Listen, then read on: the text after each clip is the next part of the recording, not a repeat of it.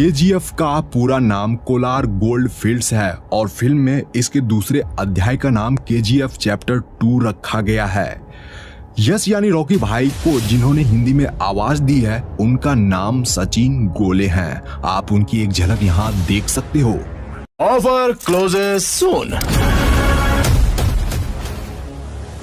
KGF chapter 2 के director Prashanth Neel sir ने Kolar gold fields में सोने की खानों को दिखाने के लिए हाईटेक टेक्नोलॉजी के साथ साथ वीएफएक्स यूज किए थे। लीड कास्ट के अलावा इस फिल्म में 800 से ज्यादा जूनियर आर्टिस्ट को लिया गया जिन्हें आप यहां देख रहे हो। बाकी इतने आर्टिस्ट को बाहुबली और बाहुबली 2 में भी हायर नहीं किया गया था। केवल यही नहीं, ज्यादातर फिल्म मेकर्स ऑब्जेक्ट मॉडलिंग और कॉपी पेस्ट से ही लोगों की भीड़ को मूवी में दिखाते हैं। एरी एलेक्सा SXT जैसी हाई डेफिनेशन कैमरे को सिनेमेटोग्राफर भुवन गोंडा ने कंधे पर रखकर सारे एक्शन सीन शूट किए थे ताकि शॉट परफेक्टली लिया जा सके। इतना ही नहीं, इस एक कैमरे का वजन ही 40 किलोग्राम है। वैसे इस फिल्म में 150 से ज्यादा कैमरे यूज हुए हैं जिन्हें डिफरेंट एंगल दिखाने के लिए इस्तेमाल किया गया था। मैं आपको बता दूं कि भुवन गोंडा सर डायरेक्टर साहब के पसंदीदा सिनेमेटोग्राफर हैं। उन्होंने केजीएफ चैप्टर 1 को बनाया था। इसके अलावा प्रभास के साथ उनकी अगली फिल्म सालार में भी भुवन गोंडा ही सिनेमेटोग्राफर हैं। फिल्म के कॉस्ट्यूम डिजाइनर नवीन सेट्टी है। इनके अलावा योगी जी राज भी थे। आप उन्हें और उनकी टीम को कलाकारों को कॉस्ट्यूम पहनाते हुए देख रहे हो। यहाँ उनके द्वारा अधीरा यानी संजय दत्त को तैयार किया जा रहा है। मैं आपको बता दूं कि उनके सूट का वजन यानी अधीरा के सूट का वजन ही 25 किलोग्राम था, जिसमें लेदर, कॉटन, जूट इत्यादि यूज किए गए हैं उस कपड़े को बनाने में। श्रीनिधि शेट्टी और यश का कॉस्ट्यूम डिजाइन सानिया सरधारिया ने किया है। उन्होंने लीड कास्ट को मॉडर्न और रेट्रो लुक बखूबी और पूरे परफेक्शन के साथ दिया था, तभी तो इस फिल्म के लुक से लेकर स्टाइल तक फेमस हो गए हैं। वैसे तो फिल्मों में कार चेजिंग सीक्वेंस को वीएफएक्स स्टूडियो में ही शूट करके दिखाया जाता है, बट इस फिल्म में ओरिजिनलिटी का पूरा ध्यान रखा गया था। यहाँ पर आप जिस कार को देख रहे हो जिसमें कि रॉकी रीना को बचाने जाता है, दरअसल यह फोर्ड मुस्तांग 1969 है जो कि काफी महंगी कार है। मुख्यतः केजीएफ चैप्टर 2 फिल्म की शूटिंग कोलार गोल्ड फील्ड्स के अलावा बेंगलुरु, हैदराबाद और मैसूर में शूट किया गया है, जिसके बारे में आप आगे जानोगे। वैसे तो मूवी में कोलार गोल्ड फील्ड्स के कुछ ही डिस्टेंस पर रॉकी का रॉयल प्लेस था, बट असल में उनके घर को दिखाया जो गया है वह लोकेशन हैदराबाद के ताज फलकनुमा पैलेस का है। बट फिल्म में हमें ये दोनों चीज एडिटिंग के जरिए एक साथ यानी अगल बगल में दिखाई गई थी। मूवी का यह सीन उस समय का है जब रॉकी को देखकर लगता है कि वह अब सब कुछ हार चुका है, बट वह इनायत अली से डील करने दुबई चला जाता है। तो वहां जो बीच वाली लोकेशन पर यह वाली शूटिंग आप देख रहे हो वह एक्चुअली इंडिया का ही लोकेशन है। कर्नाटक के पाडुकेरे बीच के मलपे में इस वाले सीक्वेंस की शूटिंग हुई थी। अब क्लाइमेक्स के इस सीन को देखिए। आपको क्या लगता है कि क्लाइमेक्स बनाना कितना डिफिकल्ट होगा? फिल्म मेकर्स ने अपने टोटल बजट का 15% हिस्सा क्लाइमेक्स के लिए ही बचा कर रखा था, यानी सिर्फ क्लाइमेक्स पर ही 12 करोड़ रुपए खर्च कर दिए गए थे। एंड लास्ट वाला फाइटिंग सीन है जहां पर अधीरा और रॉकी को लड़ते हुए दिखाया गया है, जो कि काफी दमदार फाइटिंग सीक्वेंस में से एक है।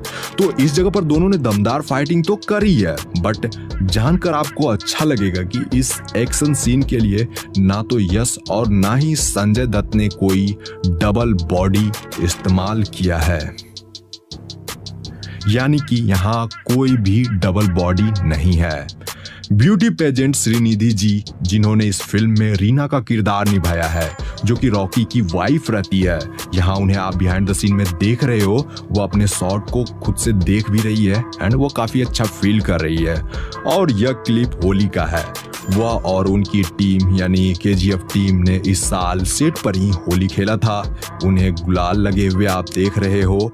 एंड मैं आपको बता दूं कि श्रीनिधि जी इस फिल्म के लिए यानी केजीएफ फिल्म के लिए बड़ी बड़ी 7 फिल्मों का ऑफर अब तक ठुकरा चुकी है ताकि वह रॉकी के साथ स्क्रीन शेयर कर सके। क्लाइमेक्स का यह धांसू सीन है जिसके शॉट्स और रील आजकल खूब वायरल हो रहे हैं। यह सीन फिल्म में आपको कुछ ऐसे दिखाया गया था। यहाँ पर रॉकी खतरनाक लुक में मिनिस्टर को मारने पहुंचता है। तो फिल्म में दिखाए जाने वाला यह सीन एक रियल लोकेशन का है, यानी कि इसे वीएफएक्स स्टूडियो में बनाया नहीं गया था, बल्कि यह लोकेशन मैसूर के इन्फोसिस कैंपस का है जो कि कर्नाटक में स्थित है। इस जगह पर AK-47 की ढेर लगी हुई है और यहाँ पर कुछ पुराने जमाने की जीप और एम्बेसडर कारें भी दिख जाएगी आप लोगों को। तो यह इसी शूटिंग लोकेशन का BTS है। यह इन्फोसिस कैंपस मैसूर का बाहरी एरिया है। इस जगह हैंडसम रॉकी भाई का प्राइम मिनिस्टर रमिका सेन से पहली मीटिंग होती है जिसका BTS आप यहाँ देख रहे हो। इस जगह पर रॉकी रेड कलर के सूट में नजर आए थे जो कि इन दिनों काफी ट्रेंड कर रहा है। इस तरह के कॉस्ट्यूम, इस तरह का आउटफिट आजकल लड़के खूब पसंद कर रहे हैं। यहाँ वो काफी हैंडसम लगे हैं। तो मैं आपको बता दूं कि यह इन्फोसिस कैंपस मैसूर के अंदर का ही एरिया है। पहले बाहर वाला एरिया जो आपको मैंने अभी दिखाया एंड ये उसके अंदर का है। ये काफी प्राइम लोकेशन है। आप इस जगह को देखकर भी खुद समझ सकते हो। आप लोग यह लोकेशन देख रहे हो, असल में यह KGF यानी कोलार गोल्ड फील्ड्स का लोकेशन है। इसी जगह पर मूवी का 50% हिस्सा बना है। यह कर्नाटक के कोलार में ऐसी एक असली जगह है। यहाँ पर सच में सोने की बहुत सारे खदानें थी कभी। तो KGF चैप्टर 1 और KGF चैप्टर 2 की पूरी स्टोरी कोलार गोल्ड फील्ड्स में बनी सोने की खदानों पर आधारित है। यह लोकेशन बेंगलुरु से लगभग 100 किलोमीटर की दूरी पर स्थित है एंड KGF चैप्टर 2 का भी सेट यही है। वैसे तो KGF की स्टोरी काल्पनिक है, लेकिन कहीं ना कहीं इसे आप लोग रियल कोलार गोल्ड फील्ड से रिलेट कर पाओगे। साल 1981 की प्राइम मिनिस्टर रमिका सेन यश को इंडिया का सबसे खतरनाक क्रिमिनल बताकर उनके खिलाफ डेथ वारंट सिग्नेचर करती है। लेकिन उससे पहले यश गरुड़ा को मारकर कोलार गोल्ड फील्ड के ऊपर अपना साम्राज्य खड़ा कर लेता है और फिर कोलार गोल्ड फील्ड से निकलने वाले सोने को अपनी मन मर्जी कीमत पर वह बेचता है। रियलिटी से भी आप लोगों को रूबरू करवाऊं तो 1979, 1980 और 1981 में गोल्ड की रेट बहुत तेजी से बढ़ी थी। 1902 में कोलार नामक इस जगह पर गोल्ड माइनिंग शुरू हुई थी। माइनिंग के लिए बड़े बड़े इक्विपमेंट्स लगाए गए थे। उस समय ब्रिटिश की हुकूमत थी जिससे कि उन्होंने भारत में गोल्ड माइनिंग के लिए एक डैम बनवाया जिसे कावेरी डैम कहा जाता है। तो इस डैम से काफी मात्रा में बिजली उत्पादन की जाती थी। मैं आपको बता दूं कि तब एशिया में कुछ ही चुनिंदा देशों में इलेक्ट्रिसिटी जैसी कोई चीज आई थी, जिसमें सबसे फेमस था जापानी पावर हाउस जो कि आसपास के देशों को बिजली प्रोवाइड करता था। कावेरी डैम से इतनी ज्यादा इलेक्ट्रिसिटी प्रोड्यूस होने लगी कि आसपास के शहरों को भी इसका फायदा मिलने लगा था। यही वह बड़ी वजह है जिससे कि बेंगलुरु देश का सबसे पहला बिजली संपन्न शहर बन गया था, जो कि फैक्ट भी है। तो जैसा कि मैंने कहा कि यह लोकेशन रियल है। KGF चैप्टर 2 के डायरेक्टर प्रशांत नील सर चाहते तो ये पूरी फिल्म VFX स्टूडियो में भी बना सकते थे, लेकिन यहाँ जो सेट तैयार किए गए थे उनके पीछे काफी मेहनत लगी है। एंड मैं आपको बता दूं कि KGF मूवी के कोलार गोल्ड फील्ड के इस सेट को बनाने में 9 महीने लगे थे और 250 लोग प्रतिदिन काम करते थे। देखिए, गोल्ड माइनिंग के लिए साइनाइड का यूज किया जाता था पहले। यहाँ जो आप इस जगह पर इतने बड़े विशालकाय गड्ढे देख रहे हो, यह फिल्म मेकर्स द्वारा नहीं करा गया, बल्कि ये माइनिंग करने से ही इतना बड़ा गड्ढा बना है।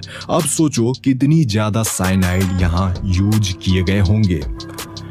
यहाँ तक कि इस जगह पर साइनाइड के पहाड़ भी बन गए हैं एंड उसकी धूल से फिल्म मेकर्स और क्रू मेंबर्स को काफी ज्यादा परेशानी का सामना करना पड़ता था। तो आप लोगों ने यहाँ जाना कि KGF चैप्टर 2 को बनाने में कितना हार्ड वर्क लगा है। KGF चैप्टर 2 मूवी को बनाने में लगे हार्ड वर्क के बारे में आप लोगों ने तो जान ही लिया। ज्यादा से ज्यादा आप लोग शेयर करो ताकि और भी लोगों को पता चल सके कि ये फिल्म कितनी मुश्किलों से बनी है। Thanks for watching. मिलते हैं एक शानदार वीडियो में। अपना ख्याल रखिए। Take care. Bye bye.